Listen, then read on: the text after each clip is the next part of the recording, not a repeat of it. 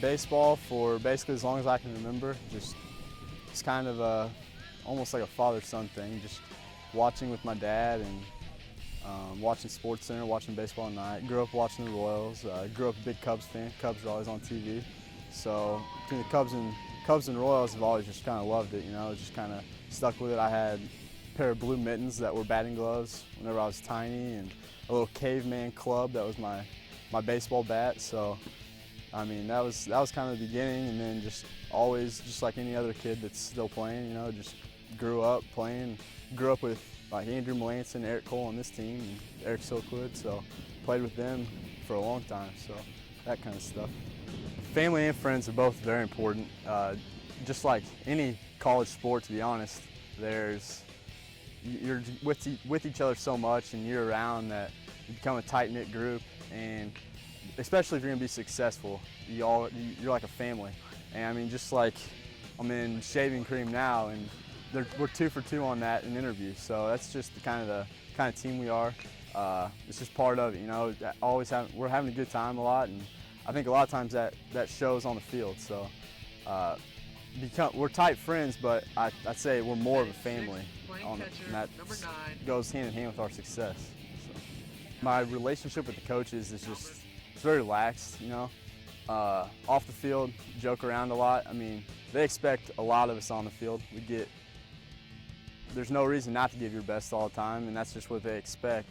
Fly around the yard as soon as you're here, and then whenever you're gone, that's whenever you can kick back and relax and take a little bit of time off. But while you're here, they just want you to be focused, and I completely understand. You know, that's why we're here. It's their time too. I mean, so there's no reason not to, and that's just kind of what we're known for. So there's no reason to let that stop now. Night before and even on the game, night before games, you know, just get a lot of rest, get a good night's sleep. We have team meals before games, and I kind of find that happy medium between not being starving by the time the game gets there. We don't eat too much, but I think it's more of just getting to the field and being relaxed. And like on this team, everybody's just so loose all the time, you know, that it just kind of comes natural to most of us, you know. Just we've been around each other so much. We're a pretty old team.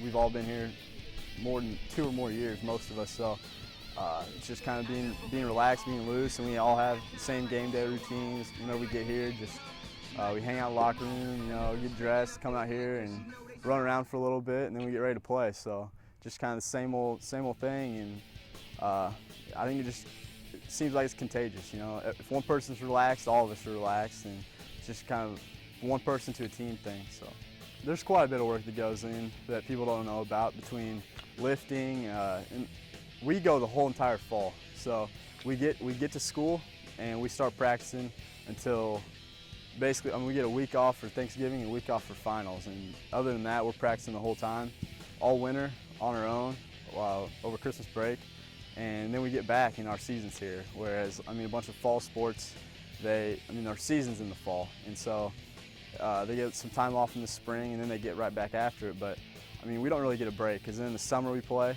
and it's just kind of an accountability thing, you know.